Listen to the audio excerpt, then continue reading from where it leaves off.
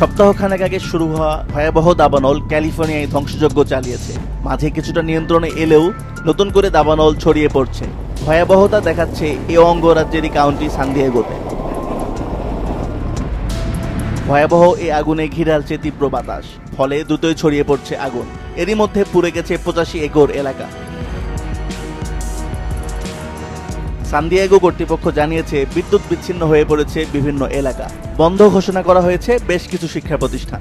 বাসিন্দাদের নিরাপদে সরে যাওয়ারও নির্দেশ দেওয়া হয়েছে। এ পরিস্থিতিতে আগুন নিয়ন্ত্রণে অগ্নি নির্বাপক দল সহ বিভিন্ন বাহিনী কাজ করছে। বিমান ও হেলিকপ্টার থেকে ছেটানো হচ্ছে পানি। এর আগেও লস অ্যাঞ্জেলেসে টানা 10 দিন ধরে চলা দাবানলও অনেকটা নিয়ন্ত্রণে এসেছে। তবে ধ্বংসযজ্ঞের মাত্রা ছিল ব্যাপক। কর্তৃপক্ষের তথ্য বলছে পুড়ে গেছে 12,000-এর অধিক ঘরবাড়ি। গৃহহীন হয়ে পড়েছে প্রায় 1 লাখ মানুষ। গত সপ্তাহে ক্যালিফোর্নিয়ার একাধিক স্থানে ভয়াবহ রূপ ধারণ করে এ দাবানল। এ অঙ্গরাজ্যের প্যালিসেড ও কাস্টিয়াক লেক এলাকায় ক্ষয়ক্ষতির মাত্রা ছিল ব্যাপক। আসিফ আলামিন, মাছরাঙ্গা নিউজ ডেস্ক।